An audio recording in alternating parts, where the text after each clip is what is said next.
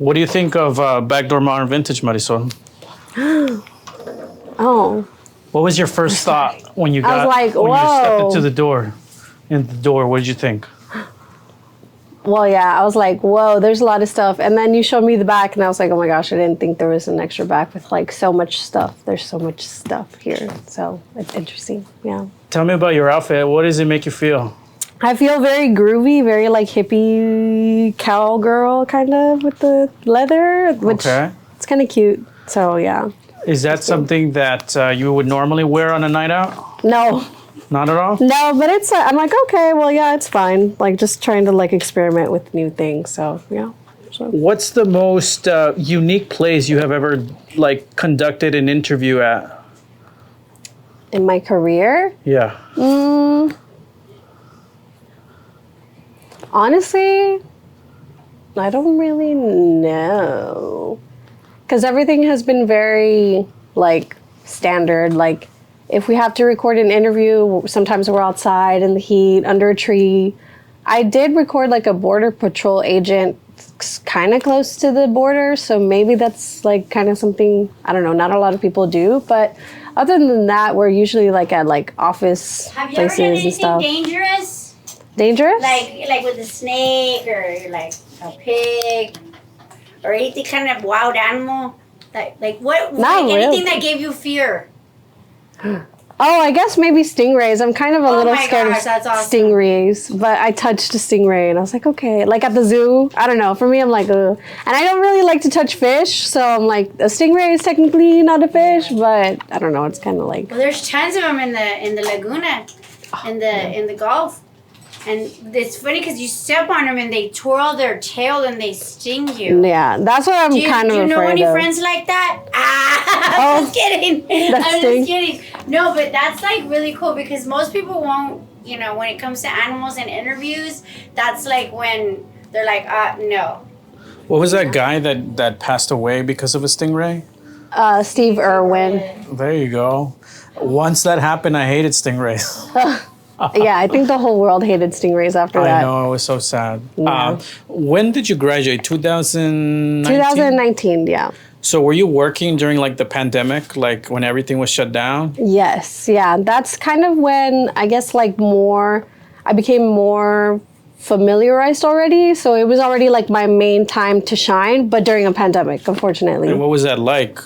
It was like, did people not want to get close to you? Or I think I saw like a reporter use like a broom to carry the mic, like something really long, a pole. We used mic extenders. We were masked up. Some people, even though it was the middle of the pandemic, they still wanted to like be up close and talk to us. And we were like, no, we have a protocol. We have to like do all of our interviews kind of like 6 feet apart. And we would have our mic extenders. Or sometimes we would just like prop up the microphone and people would just be standing there and we're standing 6 feet away. So they were just like kind of like already stationed to talk. And yeah, so, but it was interesting. It was really interesting. Was there anybody that was like really rude to you or any experiences like that? Like in my whole reporting career? Well, I think mostly 2020 because that's when the pandemic was happening and then also all the civil rights movement, Black Lives Matter. Like, I feel like everyone was like on a whole other level during the pandemic. That's true. Honestly, though, no. I haven't really had anybody that's been rude, thankfully. No. Nice. There have been more, I guess, like the ratio of rude people versus like people who are nice was more like the nice ratio over like people who are rude. Nice. So, yeah. Good. And I was going to ask you, what's like your dream interview or like your dream report? I don't know. Like, is there any such thing like that? Well, maybe it would have to be with somebody like somebody who's really relatable. That's like, oh, like if I were to get the opportunity to like sit them in front of an interview and try and get them to feel comfortable, I would love to like interview someone like Megan Thee Stallion or like maybe Dua Lipa, because you know those types of girls. Cardi B also too. Yeah, like they're really like down to earth girls and like yeah, because it's like even though I live over here in the Valley, like I'm so far away from like Hollywood or wherever, Los Angeles. it's like, oh man, like you can feel like the how do you say it? Like familiarity of like being like, oh yeah, like if I were to just see them on the street, I would totally be like, hey, what's up? Like, we love you, like, and respect to you. You know, it's just kind of like something real chill. Yeah. So mostly music celebrities, right? I think music celebrities, yeah. Some actors also too. Probably someone like, what's her name? The one who came out in Midsommar. Also, Florence Pugh, that's her name. Florence Pugh, yes. she's a cutie. Zendaya, of course. Like Zendaya. Yeah. Oh yeah, Spider-Man. Yeah, and Tom too. Yeah, respect to those people. Yes, I love them. Of course. Do you think that a Grammy is something that not a Grammy, what is that called? The Emmy, the award, right? That reporters get? Is that something that you're striving to accomplish, like get an Emmy or get 2 or get 3 or get 4? I think, yeah, I would love to have an Emmy because I don't have an Emmy yet, but I know people who do have Emmys. And yeah, I think it would be really cool to get one eventually for like reporting, or I think you can also get it with shows, right? I think with producing shows or stuff like that. So I think there's like different categories, right? I think so, yeah. So something like that, I'm like, oh, I would love to at least have something like that. So what's the category that you would want to be the winner for? I think reporting would be fun, would be something cool, something like whatever is attainable. For me, I think it would be cool. Eventually, maybe it would be really cool to, of course, have the bigger awards. Right, I don't know for what, but I would love it. Yeah. So, but yeah. When did you first discover that you liked reporting? Like, do you recall, or was it something that you just stumbled upon? I guess it was something that I stumbled upon because initially, when I went into college and like my whole life, I was always like, okay, film, TV, and radio, like. That's what I want to do. I want to like make movies. I want to act. I want to, you know, like be in that era, in that department. Yeah.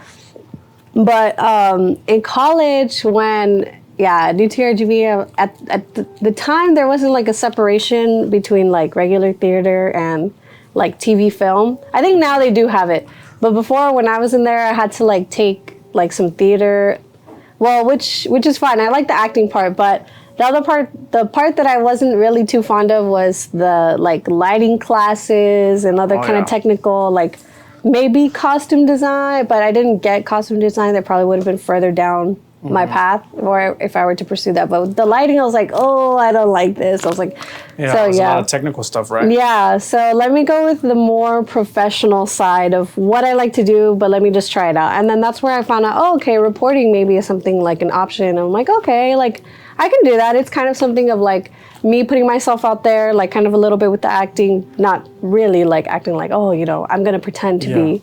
But it's like putting myself out there, like putting my character to be this type of person. I was like, yeah, okay. Reporting is something. And in the world of reporting, is there like any type of story that is more popular than others? Like, I don't know if you've seen that movie called Nightcrawler with Jake Gyllenhaal, where he's literally like driving around town during the night, like night crawling, and he's trying to get like footage of like the stories. Worst. Yeah. Is that true? Like, when I watched that movie, I did watch that movie, but I was so annoyed with it because I was like, this is so ugly and so toxic. That's probably the way of how reporting was, but way back then, probably when people are super desperate. Right now, it's not like that at all. Like currently, like we're not trying to go out and be like, if it bleeds, it leads. Like, let's go, like, try and see if we can find a murder or something right here. No, it's like, oh, no. Yeah. I think, I don't know, some news stations might kind of have that mindset, but that, like I said, that's like an old way, like, super, like, ranchero, like, pistol whipping, like, are you going to tell me the truth? I'm not going to tell you the truth. Then, okay, you know, like, bam, bam. Old Westerns. Yeah. So what is it like now? I think, I've only been on one news station, but the way that Which one? Shout out. Which one? Yes. Shout out to KRGV TV, Channel 5 News in Westlaco. Yeah, look where she's at now. And I'm here. I'm working with UTRGV now as a multimedia journalist. Is that your goal? Like, do you want to be like a news reporter?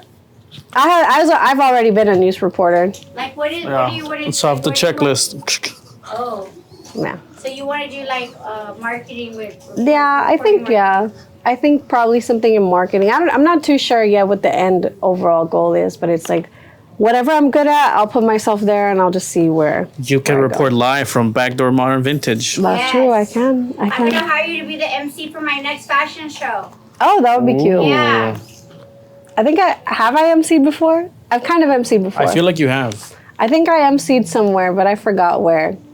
Yeah. But yeah, I've emceed. Yeah. So And that'd be fun. what was I gonna say? Also, they're more nicer now, right? Yes, they're more nicer. So the process now for, I think your news reporting, it's more like, and there are places where it's probably even more like their game is way higher now. But the way that it goes generally is everybody comes in to the office or to the news station. There's a pitch meeting. Everybody's like kind of pitching on their board, or there's like some type of pitch meeting where everyone's together. Like, this is what I'm going to work on. This is what I'm going to pursue. Does anybody, like my news directors, does anybody think I should like try and find out about this like news thing that we heard from this side of town or whatever? Like, should I go out there today and go check it out, or you know? Yeah.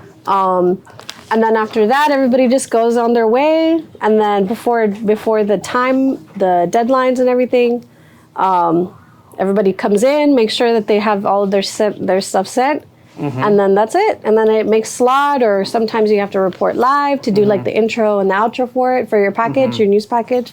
But yeah, but it's no longer, so with contacts and stuff like that, it's no longer like, give me like, tell me all of this. It's more like, you inquire early, like, hi, I'm doing this report today. We're trying to get it before this deadline, so let me know if it would be possible, or if not, even maybe if you can give me this information some other time, then, that's how we can go about it. And then, so then it's up to the outside entity to respond back and be like, yes, we can, or no, we can, or what are you talking about? And then that's where you find out, it's like, oh, do I have to be more like, kind of be more firm, or do I have to, just like give them support of like telling them what they need to do? Like, oh yeah, this is what, this is what we're doing. It's not, we're just getting information, or we want to get you on camera, and then that's where you find out everything. And do you have to like do everything by yourself? Like put the tripod, put the camera, put the lighting, if there's light required, right? Yes. And then do you have to like memorize the script that you write? Like, do you do all that by yourself? So, well, when I was at Channel 5, I didn't have to manually put up, I didn't have to MMJ by myself. What is MMJ? MMJ is multimedia journalism, or journalist. Oh. So that's what they call... that means like putting everything together, like yeah, camera but by and yourself, yeah. Okay. So they kind of use it a little loosely in the news world, where like, oh yeah, I'm an MMJ. It's like, okay, then that signifies that you do everything but by yourself. Like, you edit, you put up your camera and everything, and it's all by yourself. But that in the news world. But like in reality, I mean, I think it's like anybody can kind of be like, it just means that you're multimedia savvy. So Right. but What about the remembering of all that script that you're writing? Do you still have to remember it? yes. Because I've seen it behind the scenes where you're like trying to remember the script, right? Yes. So that is true. Like for lives and stuff, I mean, you can have your phone or like your notes with like your intro and your outro. So like the news station is gonna like put their camera on you, or they're gonna put the signal to your camera so they can see you. And then you're the one that has to like say your intro, and then they roll your package back at the station. And then they cut back to you on TV, and you have to say your outro also and sign off. So, but yes, you did. I mean, you didn't have to necessarily memorize. You could kind of like still look down, get away with that a little bit, just as long as it looks good on camera. So, and that you don't like mess up on camera when you're live. Yeah. So there's also one thing I remember so much about news reporters from like just pop culture, which is the voice. Like, there's this stigma, or I don't know what the proper way of calling it, but there's this thing where reporters have to use a certain voice kind of. When they're giving the news. Is that still the case? I think now it's kind of loosely been, Because there's not, when I was there, nobody told me I have to have a set like voice. Yeah. It was kind of more like I just developed it so it can sound more like storytelling. I guess as long as they're understanding what you're saying and pronunciating and all that, right? Yeah. Just as long as as people are able to understand you, and you're not monotone, of course, then I think other than that, you're okay. I don't know about back then or at other news stations, but yeah, at Channel 5 it was kind of more like they kind of helped us to like, oh yeah, kind of like take your pauses, don't read so fast, like take a break, take a quick breath, and then but there wasn't really like any type of voice diction that we had to you have to sound like this. Yeah. If there's somebody who is going to college for the first time, maybe it's their first week or their first year, and they're thinking about going into reporting or multimedia news or anything like that, what's maybe like 2 or 3 things that you think are necessary for them to succeed in this career choice? 100%. First thing, of course, is to get started early and make sure you develop your voice, make all of the mistakes in college. That way you'll be ready to go when you're looking for your first official gig outside of college or your next couple of gigs outside make of mistakes, college. make lots of mistakes. Make mistakes in college, 100%. Like, get involved with your college TV station, or if you guys don't have one, like a club or anything, just kind of putting yourself, or even, you kind of taking your own initiative to like just find whatever's going on in your area and put together your own like little maybe newscast or your own little like package. Because also another thing in multimedia that's very important that everyone needs to have, that not many people know they need to do, is they need to have a multimedia reel or like a reporting reel. Yeah, the one you sent me, right? Yes, I sent you, a couple. So yeah, so even straight out of college, like you kind of need to have one of those so that way you can find a job. And because if you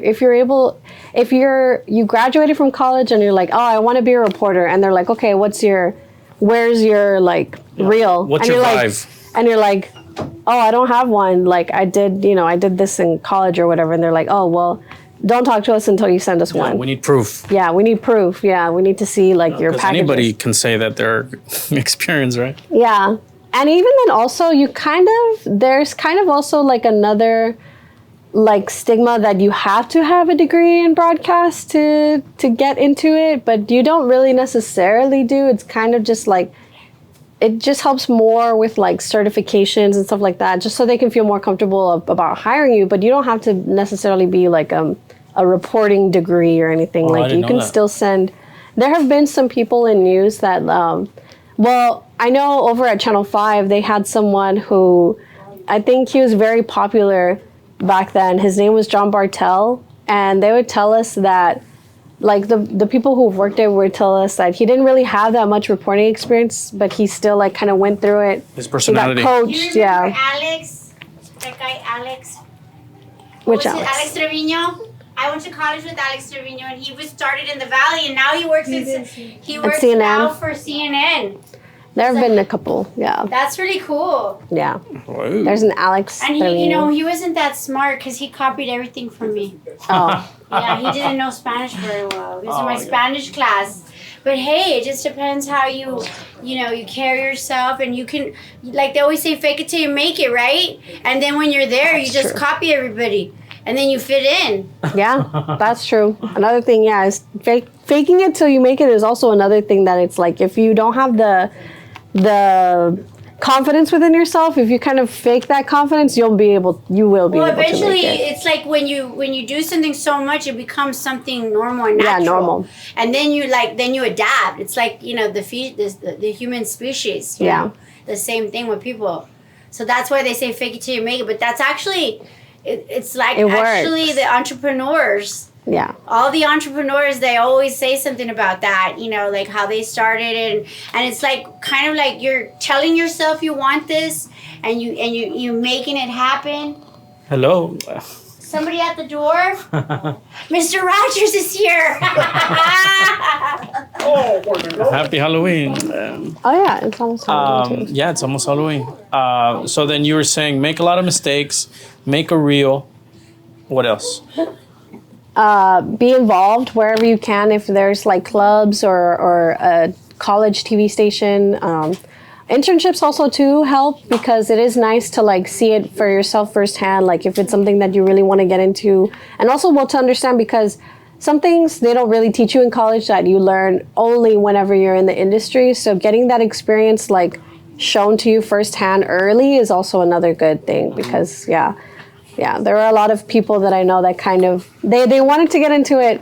And then they saw what they had to do and they're like kind of freaked out about it and they were getting like very anxious and stuff. And it's like, no, like following guidelines or what? Or what do you mean? Yeah, guidelines and also like kind of a bit of, I guess, of like the way that everybody works, like how a news team works. It can maybe be a little overpowering because they're not going to sit down with you like how they do in college, to kind of guide you. It's kind of like fast paced a bit. Like everybody knows what they need to do and they're like on their way to do it and they don't have time to really like stop and explain. Yeah. Some people do. They expect you to. Yeah, they want everybody to like kind of make sure that it sticks. Yeah. So. Wow. Well, and then when it comes to making that reel, is that the proper way of saying it? Mm-hmm. Like a demo reel? Yeah, like a demo reel. A news reel? A reporting reel, like a reporting reel or an anchor reel. Is there a certain guideline that they have to follow, like how long or what should someone put in there for people to, when they see it, they're like, okay, I'm going to call this person? It's kind of more about like making sure that whoever watches it will be entertained with it. You don't have to, there's not really a guideline, but it's kind of like make sure it's not like an hour long, of course. Like maybe the way that I remembered it, but also you can look at other like, other people who are putting their reels up on YouTube and just kind of like copy their style. So kind of like ranges between 10, 12 minutes long. Damn, that's long. Or some people nowadays, I've kind of like, searched things up just to kind of see what's going on in like the news world. Some people only have it up to 5 minutes or 6 minutes. And I'm like, oh, okay. Kind of the general way that you want to go about it is like maybe for the first minute or first 30 seconds have like your like best, your quick, your stand-ups, your stand-ups, things that... What are stand-ups for those that might not know? Stand-ups is whenever you are in front of the camera and you're standing up. No, I'm just kidding. But, well, I guess, right? Yeah, okay. But basically like, you're in front of the camera. Wait, are you ever sitting down? You could be for maybe like some type of stand-up if you're like trying to do like a show and tell. Stand-up comedy or what? Because I really want to think about like if I want to be in stand-up comedy, you have to stand up or you can't sit down doing comedy because people don't laugh at people sitting down doing comedy. Yeah, that's true. But no, it's true. It's because I hardly ever see someone like sitting down for. Only if they're like at a computer. I've seen some people where they're sitting at a computer and they're like, take a look at this, and it's you're right. Yeah, they're like something like that. But mainly like an interactive type of thing. Yeah, it's like basically showing all of your best show and tells in the beginning of the reel. Oh. Okay. So what do you like? How do y'all get your stories? Do y'all like do people call you or do you all research or how does that work? So she said right now that they get in a group. Right, and then everyone votes like, "Hey, this is going on. We should talk." It's like a mediocrity thing. You got to be able to like a pitch. Yeah, like a pitch. Meeting. Like in Suits, they say, "Well, we don't want to take this case. Well, this case is too risky. We might lose it, or that's kind of boring." Yeah, that's true. So even if you pitch something, they can shoot it down. So then that can be also that's where some people who are trying to get into the industry, they're like, oh, what is that? Like, why? It can kind of be a little like, whoa, like scary for them at first. Okay, I have a question. If you had to do a story about backdoor modern vintage, what would you talk about? What would be the talking points? I think it would be, of course, asking the owner about where she got the idea from, like 100%. Where did she get the idea from? Why is there so much stuff? Like, what's her meaning behind having so much stuff? Well, that's not what they say when they go to Ross. Oh, there's so much stuff in here. But, like, the vision for it, like, if she's copying, like, a certain style or anything. Also, I guess, like, what... And then another good question, if, I was doing a story about it, is, like, what she wants her customers or whoever, like, drives by, what she wants them to feel or what she wants them to be like their takeaway from it. So. Well, let me answer those questions while we're here. Yeah, let's do it. Okay, so basically, I didn't find this business; it found me. I started about 20 years ago. Basically, I started collecting vintage clothing when I was 15 years old, and I just collected it up. And I didn't want to wear normal clothes. I always wanted to wear vintage because everyone always wore normal clothes, and I always saw like normal clothes is like kind of boring. The materials and the textiles, everything's like, oh, it ruins, it fades, it tears.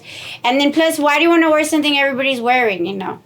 So when I was growing up, my mom never let me pick my own clothes for school. She would just go and she would sew all my clothes for me. And then she dressed me like Little House on the Prairie pretty much. And I'm like, well, okay, I had no choice, you know, at that point, you know. And so when I went out into the world and I studied in school, like the first thing I did was, you know, cut my hair short and tear up some jeans, and so I've always been kind of like a designer. Mm-hmm. Well, anyway, so when I started collecting all the clothes, I started doing a lot of charities, you know, Casa Lidia, Angels of Love, Mujeres Unidas. I work with a lot of charities, and I donate like an item for an auction, and I would always dress up. So people were like, hey, you know, so I ended up just getting a store, and I went, now it came and evolved from just vintage clothes to mid-century modern furniture, art, and so I mixed kind of all of it together, kind of like Andy Warhol. It's like a duplistic. It's a mini hats thing, but yes, it does take people into a nostalgia, like, oh, I saw that reminds me of my grandma, or it's something, you know, different. The time machine. It's a time machine. Yeah. You come in and you're like, oh, wow. Like, art. What was your first impression? Well, I told Carlos earlier, I was like, oh yeah, there's a lot of stuff here. I was like, whoa, but then it's like a lot of stuff, but like in an artistic way. It's a lot to take in at first. Organized stuff. Yeah. Yeah. Yeah. When I first came, I thought it was a lot of stuff too, but it's like a lot to take in, and then as you're like spend more time here, you get to appreciate like every little detail. You're understanding everything the here vision. has a story to it, why I got it or why it's here.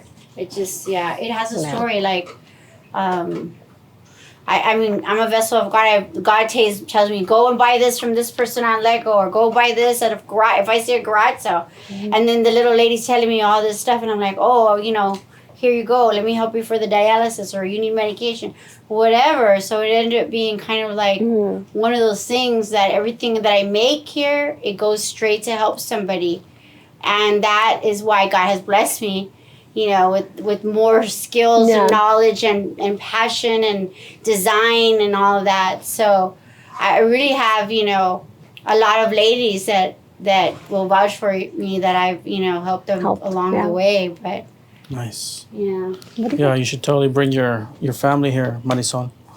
It's something like, it's kind of... My mom would want to buy everything. It's very therapeutic. You don't have to buy anything. You could just come and hang out. Like a museum. Mm-hmm. That's true. That's also another feel that I kind of got with it too.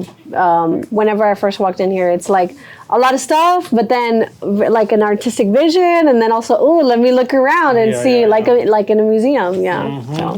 Mm-hmm. And then you have the La Chilindrina right there. Oh yeah, that's my nickname in high school. I don't know why, but you know. You would cry a lot, or? No, I just always had my buttons wrong. Oh. Yeah, and I was like real kind of like so sort of like one of those comedians, and when I wasn't that funny. Class clown or what? Yeah, okay. That's it, class clown, Chilindrina. Class clown. Oh. So yeah, I was always making everybody laugh all the time. Still. I mean, you still are. Still to this day. All the time. Yeah. It didn't leave. So one thing I did want to ask you. Currently, you're at UTRGV. They're currently trying to become like really well known. Like their tagline is like the future of Texas. Like, what do you have to say to the people that might be thinking like, oh, why do I want to stay at UTRGV? Like, why don't I go out of state? Like, is there a reason why someone should stay here in the Valley and give the region a chance instead of leaving? I think it kind of comes first from like, well, our roots about like who we are in the valley. There's a lot of like, there's a large Hispanic population down here, and I think a lot of people are very like family oriented. So I guess kind of the thing for me initially in high school, I was dreaming big. I was like, oh, I'm probably gonna go to somewhere in California to pursue my like TV film dreams, because in California that's where all of those are coming from. And then I was La La like, Land. yeah, I was like, let's go there, or let's go to UT because they apparently have like a really good like Film program. Film program, yeah.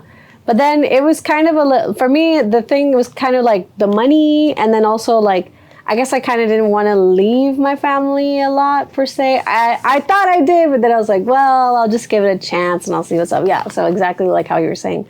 But so I think the thing that comes with it first is like, people kind of want to like stay with their family dynamic, and in any way possible they'll try to, if they that's what they feel. If they want to leave, well, that's okay, that's fine. But and I think also for me it was kind of like, the valley is a very special place that it's like, well, yeah, let me give like UTRGV a chance because it's here and it's already like kind of big. It has like the history of UTPA, and then in Brownsville UTB. Like, so yeah, let me go ahead and try it. And they do have a program that I want to get into. Maybe it's not as known as like the ones over in UT or in like Art Institute of California or something. But like, yeah, like let me at least see what's going on. And then I think also the difference here, maybe compared to like other colleges, is that everybody here in the Valley, like, and specifically in our type of programs, like everybody's very like, everybody's all together trying to go for the same goal. And everybody's very like, guys, like, we're here together in the Valley. Like, we're not a very well-known place, but like, if we graduate together, like, we'll go out and we'll make great stuff together. So it's a very like kind of close-knit over here versus maybe in other places. Yeah, I feel like it's that feeling of like, are we gonna go join something that's already popular, or are we gonna be the ones to make this place popular, right? Yeah. Kind of like that. Yeah. And you've been in the Valley most of your life, right? Yeah, all my life. Yeah. So you're probably very aware of this catchphrase that's very popular. That's Puro 956. Yes, of course. I love it. What does that mean to you, Puro 956? I think so. At first, people were kind of like thinking it was kind of ghetto, but I love it. I think it's great. I think it's like it's just a lot of like Puro 210. Puro 210. That's San Antonio, I think, right? Yeah, I know, but we used to be Yeah. in San Antonio. Yeah. I feel and we branched off. Yeah, Puro 956 rolls off the tongue a bit better. It's nice, yeah. So for me, I think it means like it's like a lot of like Valley pride, like again, like how I was saying, like not many people in the United States don't know that we exist down here. They're like, oh, the Valley, like the South, oh, probably San Antonio, right? It's like, no, Corpus. no. Corpus. So that's like, oh, okay, they're getting closer, but nombre, that's not even here. Yeah. But yeah, so it's like Texas, baby, the tip of Texas. the tip of Texas, not South Padre Island, also. The like tip. kind of more the homeland. The tiny bottom part, little tiny, like only la puntita. Solo la puntita. Only the tip.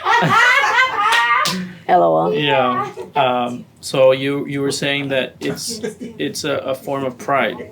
It's definitely a form of pride. Like again, like I was saying, I think people were thinking, oh, that's so ghetto. Like everybody's like making it so, but it's like, no, it's not. And it's like a whole group of people here in the Valley that we're just very prideful, and we're like, oh yeah, like wherever we can showcase our pride, we'll showcase it. La like, Pulga de Alamo. yes, at the Pulga de Alamo, on even having like stickers around the world with it, like from Gene de la Garza also. He's like a Valley creator. And Also Tim Smith. Yes, Tim Smith.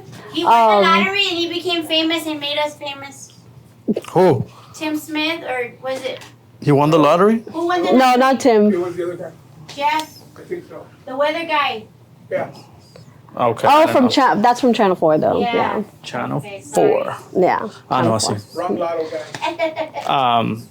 So then it's very pride for you oriented, right? Puro 956. The way what it means to me, yeah, it's like it's very pride, and it's like I was in Colorado one time, I think probably 2 years ago or something, on vacation with my boyfriend and his family, and they had at the mall they had they had like a Spanish snack shop, Oh. and we walked in just to see because we were like Colorado and Mexican snacks. Like, let's check this out and see if it's authentic. The people in there were like, they were of the culture. Yeah. But I was just like having this urge about like, Puro 956, like, Dang. let's go. Like, look at the, like, we have like our little snacks here. Like, you know, like, I was just very like overwhelmed, I guess, kind of, because Colorado, I don't know if there's any like history of Colorado and the Valley, but I was very like 956. I was like rolling my R's like, you know, just like trying to like showcase the like, Yeah. that I'm Latina, I'm part of the culture, Yeah, you just know. wanted to shout it. Yeah, I was like, let me give these white people, like hypothetical white people, a taste of the Valley. Like, let me just like do my grito, Yes. you know. Do you do a grito? Well, no, but like kind of like Let's a. hear it. Yeah. Come on, Marisol. Oh well, not on the spot. I'm a little shy. Okay. We gotta. But like in the moment, shot. yes. Oh. Shot. With tequila shot, probably. It's Not. almost 16 de septiembre. Oh, yeah, it is. Oh yeah, that's true. What's one thing that you want the Valley to be known for? Like, if there's something that you think the Valley should be more known for this quality, what would that be? That's kind of a good question because Arroz con frijoles. food, We have the best food in the whole but not just United food, States. though. Not just food. I would. Think. And the hottest women. Yeah, the ones with the most flavor. Ándale. Yes. We are known But- for that. I don't know. For me, maybe not. Well, I guess like authentic like food. Aside from not going to Mexico, probably here, yeah, the Valley. That would be cool. But not only food. Produce. Maybe like I don't know. I don't really. But you know what we it would have be. $1 million bird industry. Oh yeah, we have a lot of. 458 species of birds, and people come from all over Canada to all those places taking Yeah. pictures of birds. Yeah. And people in the valley, they like see a bird, they're like, whoa, they don't even notice. Yeah, they're like, it's whatever. But we have $1 million, almost $1 million birding industry. Right. Yeah. So we have a lot of tourists come from, and we also have the Basilica, Oh. which is another moneymaker for the valley. And we also have the Winter Texans. Yeah. They come Oh, yeah. for the They love- birds or for They love this place, the Winter just Texans, the. right? We're going to interview a Winter Texan, don't you worry. Oh, Yes. They like Winter to Texans. drink margaritas and eat Mexican food. They love it. Yeah. So, yeah. Is there anything else that you have on your mind that you want to share with the world, people who are watching, listening? Well, I guess in regards to Valley is that like the Valley isn't way before when like not way before making it sound like it was forever ago. In 1920. Like UTPA. Okay, 2015. So before 2015, people were still thinking of UTPA as like taco tech. That was something really or like Really? yes, Yes. Sounds delicious. that it was like But you taco know we tech. are an Ivy League school now. An Ivy League. Yeah, we are top. The Oh. UTSA is one of the top schools for bringing out the best professional, educated, scholars. I mean, we have come a long way. I mean, we did From recently. going from everyone who graduated high school, that's all they did. We didn't have college. We didn't have college prep high schools in the valley. Nobody was going to college. Everybody was going to the fields, to the trucking, to the refineries. Now it's completely like we have scholarships and they're trying to do away with that. But the valley is been growing so much, and I think it has a lot to do with education. Yeah, that's true. It has definitely improved. Yeah. So, but yeah, that the Valley is like the Valley isn't just like a lot of like maybe wannabe Mexicans or like people who are just shouting Puro 956 for no reason and like, oh, they're so wild, they're so crazy. It's like, no, it's just a lot of people who are just trying to like make names for themselves outside of the Valley and help like enhance the Valley. If we do get Disney down here, it's like, I mean, you know. We are getting a Universal Studios. Okay. Whoa. And I know this because I'm connected. But So think about this. Not only are we getting people from New York, from Chicago, we're getting people from Miami, we're getting people from LA. They're all coming to the Valley. Why? Because they can buy they have a better life. They save money. The economy's better. The climate. And so, over there in LA, to make movies, it's $1 million business. So that's why they have Universal Studios in California, because they started in the Valley. Now we have them coming here because first, we're passionate people. They can pay us less. We're not going to get mad because it's still more. And the climate, the property. So they're going to bring Universal Studios here, and we're going to blow up. Might be worth reporting on. It would be really cool if we get something like that. We are getting it. It's going to be a while, but we are getting it. Nice. Mm-hmm. Anything else that I haven't asked that you'd like to share? Anything about Marisol Villareal, the reporter? The reporter girl. Where can people, girl. if people want to support you, where should they go? Where should they click? I do not know. Like, if they have a story, should they contact you or something? Oh, well, for UTRGV stuff, but it has to only be UTRGV stuff. I guess also, if people want to, collaborate and maybe, do projects and stuff, I guess they can just find me on What's your Instagram? Facebook. My Instagram is at Mari the Herb Derp, I love which it. means, which it's kind of like a play for anybody who knows. In the 2010s when memes weren't called memes yet. They were just troll faces or anything like that. There was a lot of internet. That's where memes lived, was just on the internet. It wasn't it's called a meme. So Mari is part of my name, and then the Herb Derp used to be something very popular that people used to say back then. If you're a little not a weirdo, but Herb Derp.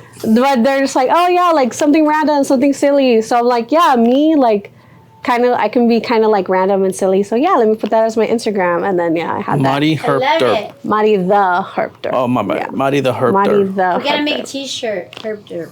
Oh So, but I don't know. Now I think looking back, it's kind of cringy now because it's so outdated now that I'm oh well, maybe I should change it. I've been thinking about changing it, but yeah. But if anybody wants to okay, well, reach out. Facebook then. Facebook, yeah.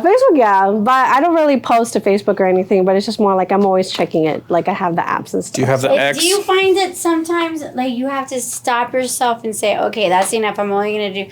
myself, I only do media a certain time amount, and then when I look at the clock, okay, that's it. I put my phone away because it kind of takes me away from... interacting with social in environments and just instead of a screen. Trying to limit screen time? Yes. Or something? No. I haven't done anything. I know. I wish. Do you think that would. that in maybe that in the future that we're gonna have media still, or do you think that it's gonna be obsolete? Oh, I think we're still gonna have media for sure in some type of way, shape, or form. But we're gonna have it on our head in our heads. Because I don't think it's ever gonna go away. Wait a second. I'm talking about when they're global, global warming, the weather's gonna change, and then what? Everybody's gonna be what are we gonna do? We're gonna live in the moon. We're not exactly in the moon and satellites and stuff. Probably you're right. I'm sure everybody's still gonna find a way because people can't live without absorbing some type of media. Knowledge. It has a knowledge. There's a lot of knowledge though. Now we have so much knowledge at our fingertips. Yeah. Knowledge Knowledge is power. Any final words? Herb Derp? I don't know. I know a lot of people have asked me what does that mean?